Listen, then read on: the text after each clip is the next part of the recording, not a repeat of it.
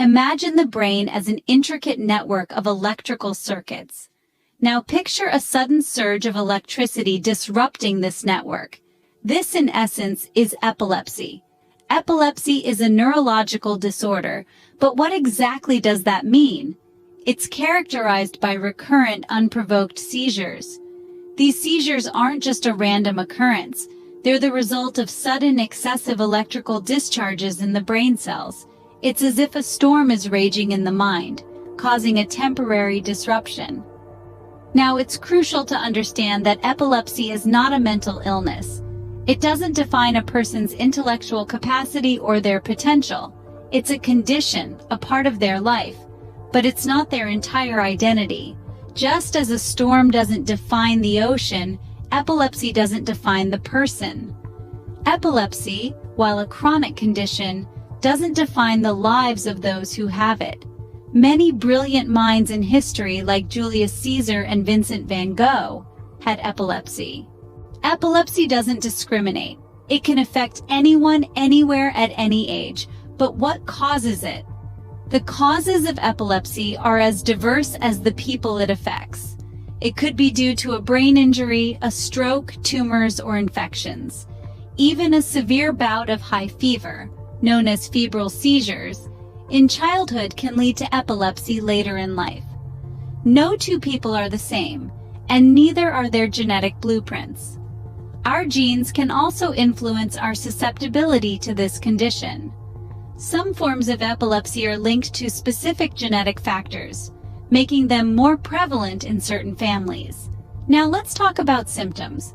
They can vary greatly among individuals, making epilepsy a bit of a chameleon in the world of neurological disorders. Some people with epilepsy might experience temporary confusion or have staring spells, which might look like they are zoning out. Others might have uncontrollable jerking movements of the arms and legs.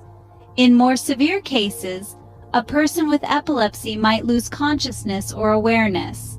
They might fall, shake violently, or even experience unusual sensations or emotions. It's important to remember that these symptoms are transient and are a result of abnormal brain activity during the seizure. Epilepsy is not one size fits all. It presents differently in each individual, making it a complex condition to diagnose and manage. This is why it's essential to understand and recognize the diverse range of symptoms, ensuring timely medical intervention.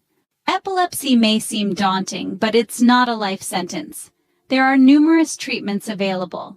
The most common treatment for epilepsy are anti-epileptic drugs, also known as AEDs.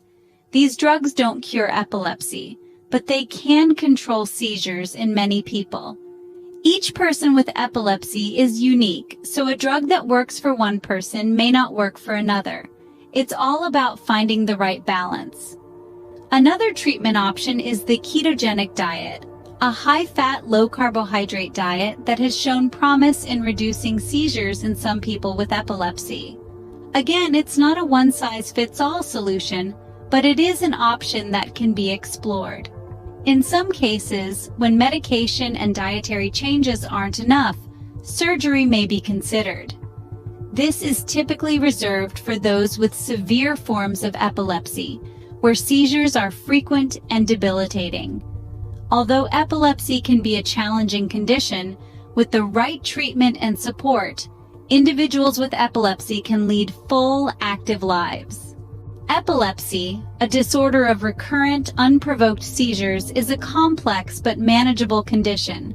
We've journeyed through its intricacies, explored its causes and symptoms, and uncovered the treatments that exist today.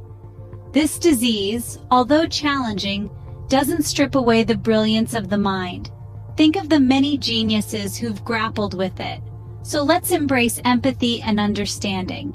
With the right treatment, those living with epilepsy can navigate their lives successfully. Remember, epilepsy doesn't define a person. With understanding, empathy, and proper treatment, those with epilepsy can live their lives to the fullest.